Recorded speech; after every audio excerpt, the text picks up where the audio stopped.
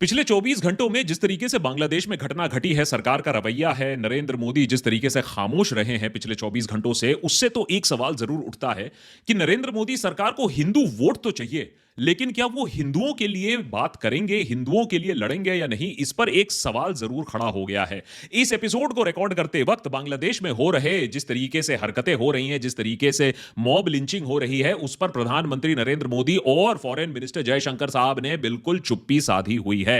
मैं आशा करता हूं कि यह एपिसोड आते आते या उसके बाद तुरंत नरेंद्र मोदी इसका जवाब दे कि जिस तरीके से बांग्लादेश में जो सोशल मीडिया पर जो चीजें हम देख रहे हैं, जो बातें हो रही हैं, वो क्या सरकार भी रिफ्लेक्ट करेगी, बांग्लादेश को भी क्या लाल आंख दिखाएगी या लाल आंख अभी मेंटेनेंस पर चली गई है। अगर आपको मालूम नहीं है कि पिछले 24 घंटों में बांग्लादेश में क्या हुआ है, दीपू दास एक हिंदू, एक फैक्ट्री वर्कर, उसको एक अफवाह के बिना पर बीच रास्ते मार डालकर जला दिया और उसका लोगों ने हजारों की तादाद पर मोबाइल फोन फुटेज भी बनाया। उससे भी एक सटा हुआ जो एपिसोड चल रहा है बांग्लादेश में, वो है उस्मान हादी की हत्या, असैसिनेशन, जिसके बाद उनकी मृत्यु हो जाती है सिंगापुर में इलाज के दौरान, और जिसका ब्लेम भी इंडिया पर डाला जा रहा है। दो तीन चीजें हो रही हैं बांग्लादेश में इस तरफ, और इंडिया के खिलाफ जितना आक्रोश है, जितना गुस्सा है, जितना एंटी इंडिया सेंटिमेंट है, शायद ही हमने पहले कभी देखा हो। तो सरकार की इस सिचुएशन में क्या स्ट्रैटेजी है? क्या विपक्ष पर ही सारा ब्लेम आएगा? क्या लिबरल्स पर ही सारा ब्लेम आएगा? या सरकार भी अब थोड़ा ब्लेम लेगी कि उनका जो बांग्लादेश स्ट्रैटेजी था वो कंप्लीटली खराब हो चुका है, गड़बड़ा चुका है? या फिर नरेंद्र मोदी अपनी चुप्पी एक और पॉलिटिकल रीजन से रख रहे हैं, एक और वोटबाजी के वजह से रख रहे हैं? उसका भी खुलासा करना काफी जरूरी है। देशभक्त के एपिसोड में आज ये सारी चीजों के बारे में बात करेंगे, लेकिन उससे पहले समझ लेते हैं कि पिछले 24 घंटों में बांग्लादेश में क्या हुआ, दीपू चंद्र दास के साथ क्या हुआ। 25 साल का एक हिंदू, एक factory worker, pioneer knit composite factory में काम करता है। माइमोन सिंघो एक छोटा सा शहर है बांग्लादेश में, वहां ये फैक्ट्री में काम करता है। अब बोर्तो बाजार जो पब्लिकेशन है, उनका यह कहना है कि एक अफवाह उड़ती है शहर में कि दीपू दास ने ब्लास्फेमस स्टेटमेंट्स दिए हैं, अपमानजनक स्टेटमेंट्स दिए हैं प्रॉफिट मोहम्मद के खिलाफ, और लोग इसी बात पर आक्रोश में आ जाते हैं। सोशल मीडिया पर भी यह बात होने लगती है और लोग इसका घेराव करना शुरू करते हैं। तस्लीमा नसरीम ने ट्वीट करके लिखा है कि उनकी जानकारी के अनुसार एक और कोई फैक्ट्री वर्कर ही था जो बदला लेने की कोशिश कर रहा था, उसने ये अफवाहें उड़ाई थी। लेकिन आप जानते हो कि एक एक्सट्रीमिस्ट सोसाइटी में जब अफवाहें ऐसे उड़ती हैं, खासकर कि ब्लास्फेमस स्टेटमेंट्स की जब बात आती है, तो फिर एक मॉब इकट्ठा हो जाता है, आग बबूला हो जाता है, खून को प्यासा हो जाता है। और दीपू दास, और हम आपको वो विजुअल्स दिखा नहीं सकते हैं, लेकिन सोशल मीडिया पर इसी विजुअल्स के चलते इंडिया में अभी बहुत ज्यादा आक्रोश है। उसको बुरी तरीके से उसकी निर्मम हत्या कर दी जाती है, उसे लिंच कर दिया जाता है, लात मारकर उसको खत्म कर दिया जाता है। और बात यही नहीं रुकती है, उसके मृतक शरीर को फिर लटका के केरोसिन डालकर बीच रास्ते पर, हाईवे के किनारे जला दिया जाता है, और लोग इसका जश्न मनाते हैं, मोबाइल पर अपना फुटेज निकालते हैं। यह दिखाता है कि बांग्लादेश कितना ज्यादा रेडिकलिज्म के तरफ जा रहा है। शेख हसीना के खिलाफ हिंदुओं ने भी बगावत की थी। शेख हसीना के खिलाफ रस्तों पर हिंदू भी आए थे।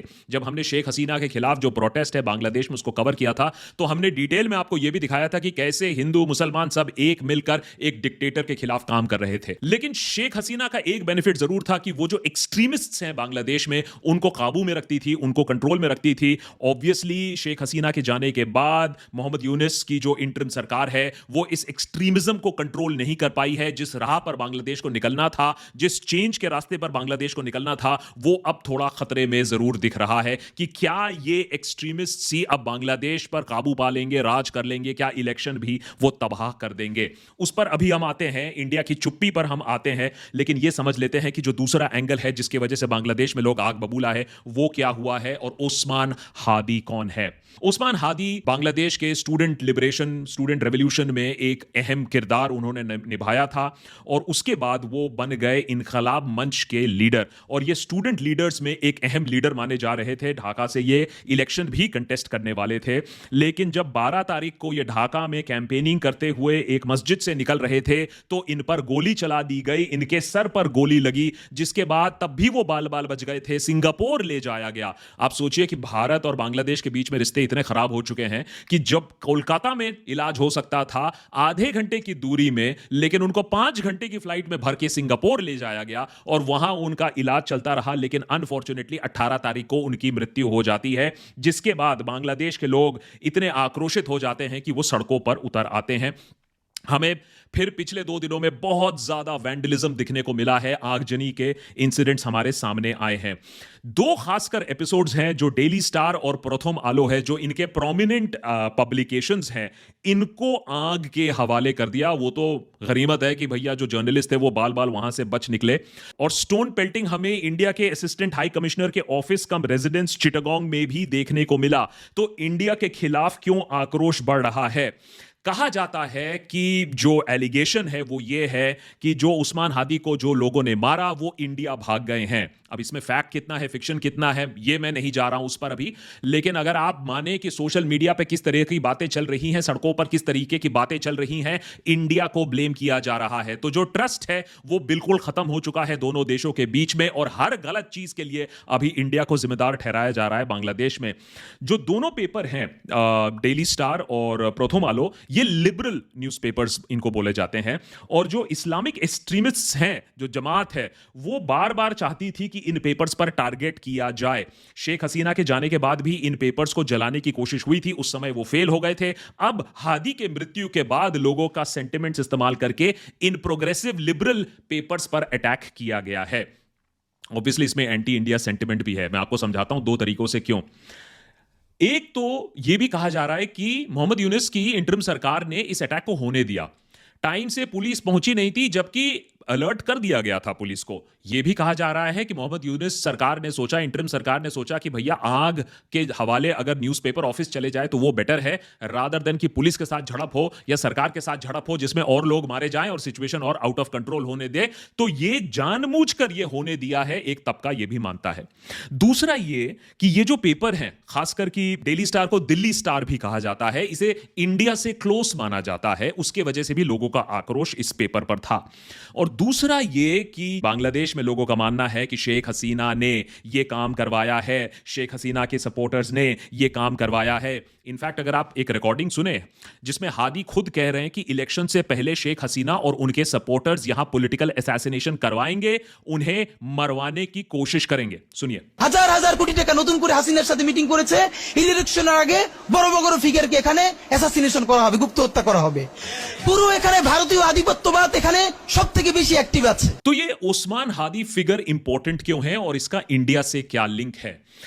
इंडिया का नाम इसके असैसिनेशन में इसलिए आ रहा है क्योंकि इसे as a prominent anti India voice देखा जाता है। हमने आपको पिछले एपिसोड्स में भी बताया है कैसे बांग्लादेश के साथ हमारे रिलेशंस कॉन्स्टेंटली बिगड़ते ही आए हैं और अब एंटी इंडिया जो सेंटिमेंट है उसे हार्वेस्ट किया जा रहा है। और उस्मान हादी जैसे जो पॉलिटिशियंस थे, अपकमिंग न्यू पॉलिटिशियंस थे, वो इस एंटी इंडिया सेंटिमेंट को हार्वेस्ट करके अपने लिए एक वोट बैंक बना रहे थे। हादी का कहना है कि देखो भाई, बांग्लादेश को आप ही के होम मिनिस्टर ने बांग्लादेशियों को टर्माइट्स बताया था। अमित शाह का जो बयान था कि बांग्लादेशी जो टर्माइट्स हैं, वो बांग्लादेश आज तक ये स्टेटमेंट भूला नहीं है। इस बात को लेकर काफी आक्रोश है बांग्लादेश में। उसके बाद हादी का बार बार यह कहना था कि इंडिया ने शेख हसीना को पनाह दी है, उसके सेफ हाउस से उसे निकालो, बांग्लादेश वापस भेजो। इस बात पर कॉन्स्टेंटली हार्प करके उन्होंने अपना एक सपोर्ट बेस जरूर बनाया है। हादी और बहुत सारे जो यंग पॉलिटिशियंस हैं, उनका यह भी कहना है कि इंडिया ने बार बार बांग्लादेश के इलेक्शंस में इंटरफेयर किया है। यह इंटरफेरेंस उन्हें नहीं चाहिए, एक नेबर के तौर पर उन्हें इंडिया चाहिए, नॉट एज अ मास्टर। और सबसे ज्यादा जो कंट्रोवर्शियल एस्पेक्ट रहा है पिछले कुछ दिनों में वो ये था कि जब हादी ने एक बहुत ही कंट्रोवर्शियल मैप को सर्कुलेट किया, शेयर किया, जिसमें ग्रेटर बांग्लादेश का एक इमेज बनाया गया है। जिस तरीके से हम ग्रेटर इंडिया की बात करते हैं, अखंड भारत की बात करते हैं, उसी तरीके से बांग्लादेश में भी इसी तरीके की पॉलिटिक्स खेली जा रही थी, जहां सिराजुद्दौला ने जो जो लैंड खोया था वो सिराजुद्दौला का लैंड हम वापस लेंगे और ग्रेटर बांग्लादेश बनाएंगे, जिससे काफी डिप्लोमेटिक तनाव और बढ़ गया था भारत और बांग्लादेश के बीच में। और एक लास्ट पॉइंट जो कल्चरल फैसिज्म की बात करते हैं कि बांग्लादेश के चैनल्स इंडिया में ब्लॉक्ड हैं और इंडियन चैनल्स बांग्लादेश में आकर बिजनेस करते हैं, हादी को यह बात बिल्कुल पसंद नहीं थी। तो ये सारी चीजें मिलके अभी एक एंटी इंडिया और anti Hindu sentiment already create कर चुकी हैं। अब इसमें मोहम्मद यूनुस की सरकार को समझ में आ चुका है कि भाई अब पानी सर के ऊपर से निकल सकता है और अगले 2 महीने बहुत इंपॉर्टेंट है। अगर अगले 2 महीने तक अगर मोहम्मद यूनुस की सरकार, जो इंटरिम सरकार है, वो लॉ एंड ऑर्डर नहीं मेंटेन कर पाती है तो बांग्लादेश का सबसे एम्बिशियस ये जो रिफॉर्म एजेंडा है, ये जो इलेक्शन का एजेंडा है जो फरवरी 12 को होने वाली है, वो पूरा तहस नहस हो जाएगा। इसीलिए आप देखेंगे कि मोहम्मद यूनुस ने एक बहुत ही डिटेल्ड, उनकी सरकार ने, इंटरिम सरकार ने एक डिटेल्ड प्रेस रिलीज जारी किया, ट्विटर पर भी जारी किया, सिटीजन्स को बोला कि भैया आप किसी भी तरीके का मॉब वायलेंस नहीं कर सकते हैं, फ्रिंज एलिमेंट्स जो हैं वो देश को बिगाड़ने की कोशिश कर रहे हैं। We strongly unequivocally condemn all acts of violence, intimidation, arson and destruction of properties. अब ये देखिए कितनी इंपॉर्टेंट बात कही जा रही है, और सोचिए बांग्लादेश कैसे एक पड़ाव पर है जब यूनुस कहते हैं that this is a critical moment in our nation's history when we are making a historic democratic transition. और ये ट्रांजिशन क्या है मैं अभी आपको 2 मिनट में समझा दूंगा। We cannot and must not allow it to be derailed by those few who thrive on chaos and reject peace. तो बांग्लादेश को chaos की तरफ ले जाने की कोशिश तो जरूर हो रही है, कौन कर रहा है ये एक बड़ा सवाल है। The upcoming elections and referendum are not merely political exercises, they are solemn and national commitment. और तभी वो उस्मान हादी की बात करते हुए, उन्हें श्रद्धांजलि देते हुए लोगों को मने भीख मांग रहे हैं कि आप अब रिस्ट्रेंट दिखा दो, रिस्पॉन्सिबिलिटी दिखा दो, और माफी भी मांग रहे हैं डेली स्टार, प्रोथोम आलो और जो न्यू एज के एडिटर हैं जिनके साथ बहुत बुरा सलूक हुआ कि भाई जर्नलिस्ट को इस तरीके से आप अटैक नहीं कर सकते हो। We also whole heartedly condemn the lynching of a Hindu man. There is no space for such violence in new Bangladesh. The perpetrators of this heinous crime will not be spared. वैसे 7 लोग अरेस्ट तो हुए हैं, अब देखने की बात है कि कितनी पनिशमेंट होने वाली है, कितनी पनिशमेंट नहीं होने वाली है। लेकिन ये इतना टेंस फेस क्यों है, और इस तरीके का जो वायलेंस है वो एक्सीडेंटल नहीं है, वो प्लान्ड क्यों है, मैं आपको समझाता हूं। फरवरी 12 को बांग्लादेश के इतिहास में शायद सबसे क्रिटिकल इलेक्शंस होने वाले हैं, क्योंकि ये सिर्फ एक इलेक्शन नहीं होगा। इलेक्शंस आते हैं जाते हैं, बांग्लादेश में बहुत बार नहीं भी होते हैं, लेकिन ये सिर्फ एक इलेक्शन नहीं होगा, एक कॉन्स्टिट्यूशनल रेफरेंडम भी होगा। अब जुलाई चार्टर जो बनाया गया है उसमें बहुत सारी चीजें इंट्रोड्यूस की गई हैं, जैसे प्रधानमंत्री का जो बांग्लादेश में जो कद था वो बहुत ज्यादा पावरफुल हो गया था। शेख हसीना ने धीरे धीरे बहुत सारा पावर अपने पास अक्यूमुलेट कर लिया था, तो प्रधानमंत्री के जो पावर्स है वो कम होने की बात है, प्रेसिडेंशियल पावर्स है वो ज्यादा होने की बात है। यूनिकैमरल से बाई कैमरल, जैसे हमारे लोकसभा राज्यसभा होते हैं, उसी तरीके से वो बाई कैमरल लेजिस्लेशन लगाने की बात कर रहे हैं। तो कॉन्स्टिट्यूशन में सिग्निफिकेंट सुधार, चेंज की बात हो रही है, लेकिन लोगों को इसको रेटिफाई करना होगा। तो वो 2 बैलेट देंगे, एक अपने एमपी को सिलेक्ट करने के लिए जो भी वो चाहें, और दूसरा कि ये कॉन्स्टिट्यूशनल रिफॉर्म लोगों को मंजूर है या नहीं। तो ये 12 फरवरी का मैंडेट, ये रेफरेंडम बहुत ज्यादा जरूरी है।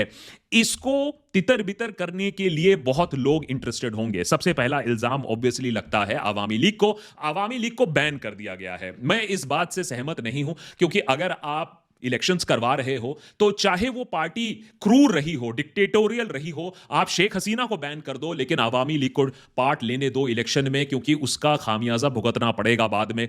लेकिन आवामी लीग को बैन कर दिया गया है, गिवन इट्स पास्ट और गिवन जिस तरीके से आवामी लीग ने स्कैमिंग की थी और दूसरे पार्टीज को बैन किया था।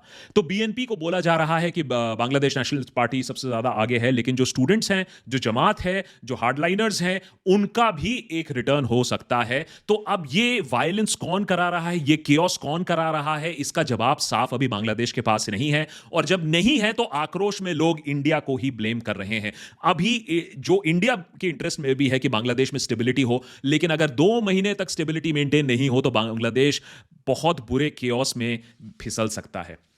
अब आते हैं असली सवाल पर कि इतना सब कुछ होने के बाद सोशल मीडिया पर इतना हाहाकार हो रहा है। प्रियंका गांधी ने बाय द वे संसद में भी यह बात कही कि क्या नरेंद्र मोदी सरकार इस बात को एनालाइज करेगी, बांग्लादेश की सरकार के साथ बातचीत होगी कि किस तरीके से हिंदुओं को वहां मारा जा रहा है। सुन लिए क्या क्या कहा था प्रियंका गांधी ने पार्लियामेंट में। बांग्लादेश में जो अल्पसंख्यकों के साथ, जो हिंदुओं और ईसाइयों के साथ अत्याचार हो रहा है, उसके खिलाफ इस सरकार को आवाज उठानी चाहिए, बांग्लादेश की सरकार के साथ बातचीत करनी चाहिए। तो जब इतना कुछ हो चुका है, और ये पहली बार तो हो नहीं रहा है कि इस तरीके से बांग्लादेश में हिंदू खतरे में आ रहे हैं, हिंदुओं के अगेंस्ट अटैक पहले भी हुआ है। मोहम्मद यूनुस सरकार ने पहले भी बोला था कि हम हिंदुओं को प्रोटेक्ट करने की पूरी कोशिश करेंगे, अब भी बोल रहे हैं पूरी कोशिश करेंगे, लेकिन ऐसे इंसिडेंट्स हो रहे हैं। अब हमने पता करने की कोशिश की बांग्लादेश के एक्सपर्ट से भी कि अगर इंडिया इस मामले को उठाता है इंटरनेशनल स्तर पर तो बांग्लादेश क्या करेगी। क्या बांग्लादेश को यह नहीं लगता है कि इनको ये चीजें कंट्रोल करने की जरूरत है। हमें जो पता चला एक्सपर्ट से और जो डिप्लोमेट से उनका यह कहना है कि जरूर इसको रोकने की जरूरत है और ये एक्सेप्टेबल नहीं है, और इसीलिए लिटरली माफी मांगी है मोहम्मद यूनुस की इंटरिम सरकार ने कि हम इस बात से सहमत नहीं है।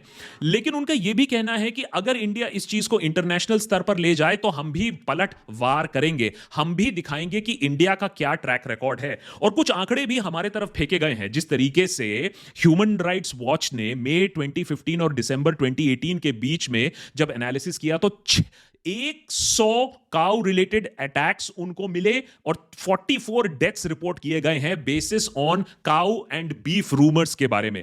अगर आप रॉयटर्स इंडिया स्पेंड की बात करें तो 2010 से 2017 के बीच में उन लोग ने 30 तो कंफर्म डेथ्स आके हैं only because of cow vigilantism and cow death and beef related violence. अगर आप डॉक्यूमेंटेशन ऑफ द ओप्रेस्ड उसकी रिपोर्ट की बात करें तो 2014 से 2022 के बीच में 8 साल में 206 इंस्टेंसेस ऑफ वायलेंस है based on either cow violence और बीफ रूमर्स। तो ये जो आंकड़े हैं ये दिखाते हैं कि हमारे देश में पिछले 10 साल में करीबन 80 लोग तो मारे ही गए हैं, और जितने अटैक हुए हैं वो तो भूल जाइए। इसको हमने इतना नॉर्मलाइज कर दिया है, हमें फर्क नहीं पड़ता है। लेकिन कल अगर हम यही चीज बांग्लादेश के सामने उठाए कि आप इस तरीके से हिंदुओं को लिंच कैसे कर रहे हो, बांग्लादेश के एक्सपर्ट्स का कहना है कि Bangladesh can also come back and से देखिए आपके देश में क्या हो रहा है, आपकी क्या मॉरल अथॉरिटी है माइनॉरिटीज के राइट पर बात करने के लिए, लिंचिंग के बारे में बात करने के लिए। तो एक तो बात यह हो गई कि हमारा कोई मॉरल राइट नहीं है, लेकिन इससे भी ज्यादा एक और प्रॉब्लमैटिक चीज यह हो सकती है कि कहीं ना कहीं मोदी सरकार जानबूझकर इस पर चुप्पी रख रही है। बंगाल के इलेक्शंस बहुत जल्द आने वाले हैं और बगल में ही है बांग्लादेश। अब हो सकता है कि जो कम्युनल पॉलिटिक्स खेला जा रहा है हमारे देश में उसमें यह बेटर रहेगा कि बांग्लादेश के वायलेंस को आप इस्तेमाल करो बंगाल की इलेक्शंस में दिखाने के लिए कि किस तरीके से जो बांग्लादेश में हो रहा है, जिस तरीके से एक्सट्रीमिज्म बांग्लादेश में बढ़ रहा है, उसी तरीके का एक्सट्रीमिज्म बंगाल में भी बढ़ जाएगा। इसीलिए एक पार्टी हेतु को ही आपको वोट देना चाहिए और जो इनकम्बेंट सरकार है उसे बाहर निकाल देना चाहिए। बहुत सारे एनालिस्ट का यह मानना है कि यह जानबूझकर भी चुप्पी रखी जा रही है क्योंकि सरकार को मालूम है कि वो अभी बांग्लादेश के खिलाफ ज्यादा कुछ बोल नहीं सकती है, और दूसरा कि इसको डोमेस्टिक पॉलिटिक्स के लिए, घटिया ओछी डोमेस्टिक पॉलिटिक्स के लिए भी इस्तेमाल किया जा सकता है। और इससे ज्यादा दुख की क्या बात हो सकती है। आइदर वेज सवाल अगर आप पूछोगे कि क्या नरेंद्र मोदी बचाने आ रहे हैं हिंदुओं को बांग्लादेश में, तो मेरे ख्याल से जवाब नहीं है।